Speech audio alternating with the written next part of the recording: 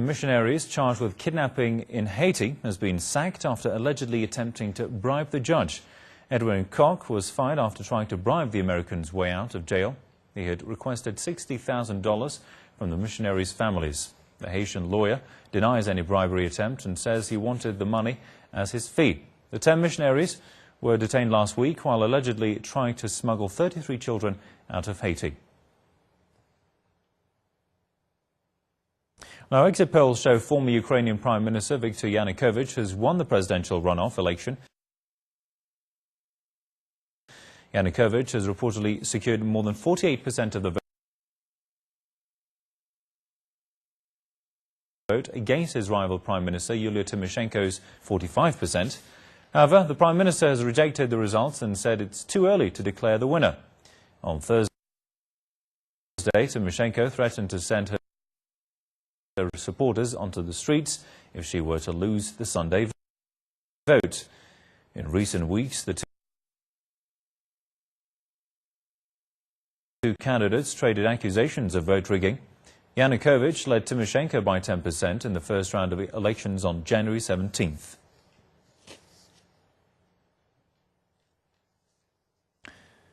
Now, 3 British MPs facing charges of falsely claiming expenses have hinted that they may hide behind parliamentary protection. But fellow lawmakers have urged the trio to face the charges. This to prove that politicians are not above the law, as Press TV's Roshan Mohammed Saleh reports on the growing anger in London.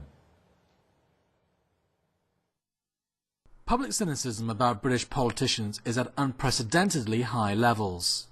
This after over half of the UK's MPs were asked to pay back taxpayers' cash they had incorrectly claimed on expenses.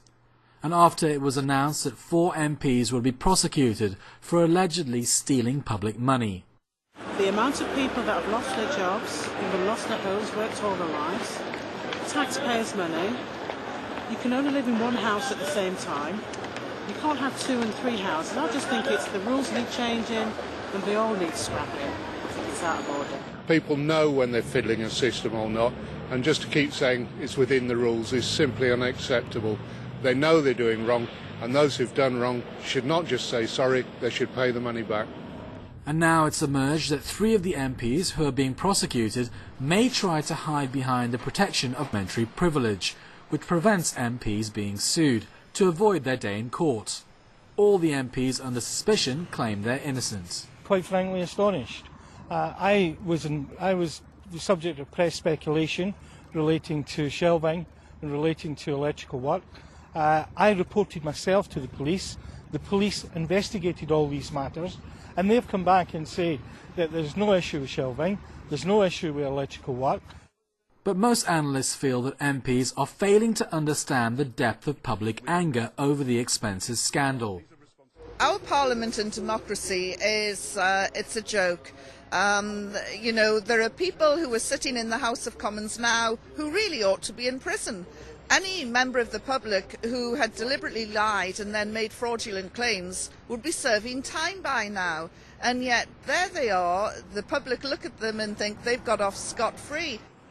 All opinion polls show that politicians are held in very low esteem by the British public. So many MPs are awaiting the public's verdict at the next general election with trepidation.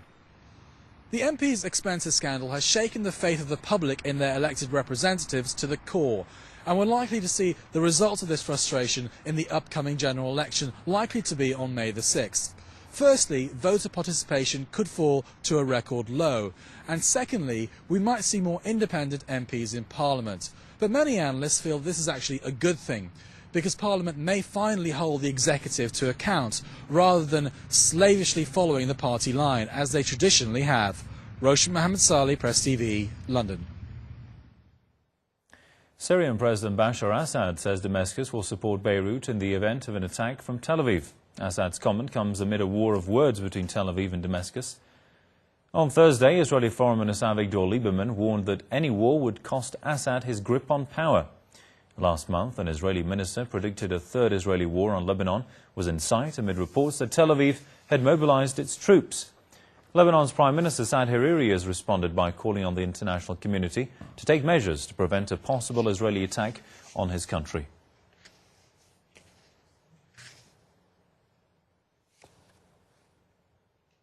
Well, earlier, political analyst Thabit Salam told us more about the Israeli threats. We have to take into consideration any statement that comes up from Israel. The one who delivered this, who made this statement was the foreign minister. But at the same time, we shouldn't take that minister seriously. Lieberman is very well known to be a gangster who